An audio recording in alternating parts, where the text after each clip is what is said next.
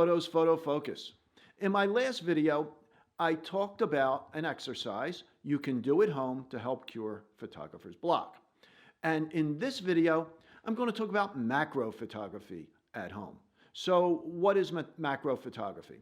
By definition, macro photography is photographing something at 1-to-1 magnification.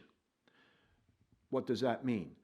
If an object is 1/4 of an inch in diameter and you photograph it at 1-to-1, it will appear 1/4 of an inch in diameter on the film or digital sensor. Now, in order to get close enough, you will need a macro lens or extension tubes or a bellows.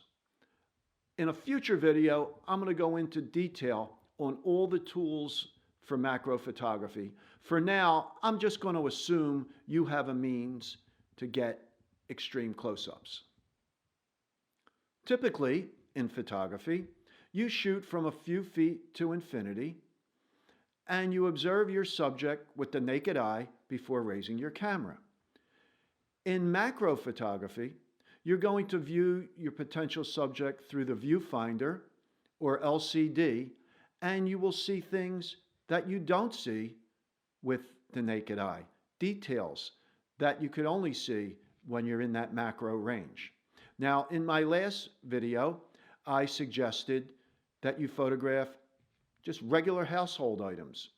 And in this video, I suggest the same.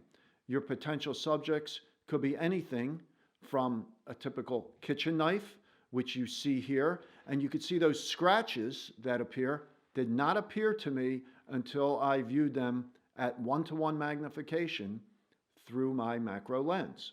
Other things you can photograph besides kitchen utensils: glassware, tools, flowers, almost anything you could find in a piece of cloth. Anything that you can find around the house is a potential subject for your macro photography. Now, as far as lighting for your macro photography, window light works great.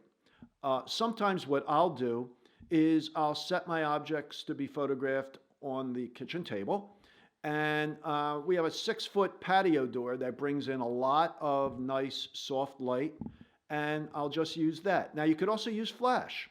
What I suggest is you get an off-camera shoe cord that will slide into your accessory shoe on the camera. The other end attaches to the flash, and you can move that flash around. Now, in order to do that properly, you should have your camera on a tripod, get it all focused up on your object, and then just move that flash around. Use it direct, bounce it off the ceiling, bounce it off a white card. Just experiment. Try different positions for the flash. And the great thing with digital is you could observe your results right away on your LCD.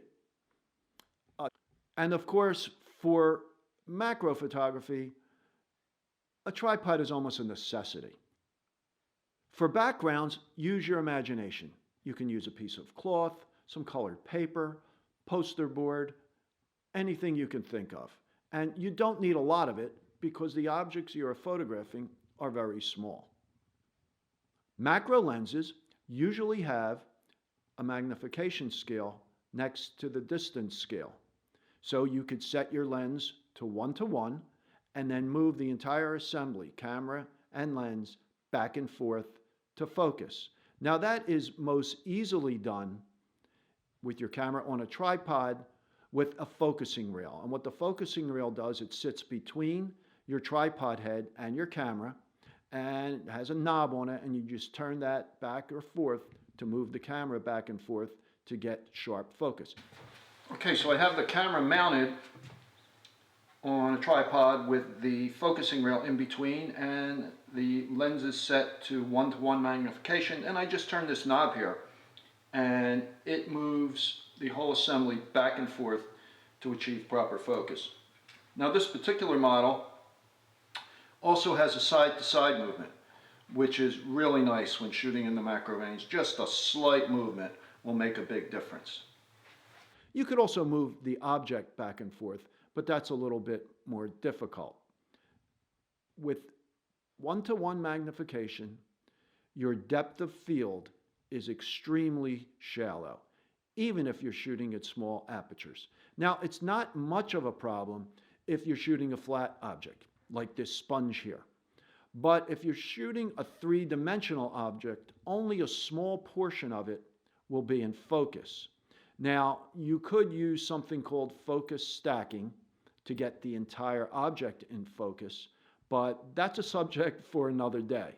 Of course, you could use that limited depth of field creatively to produce some very interesting photographs.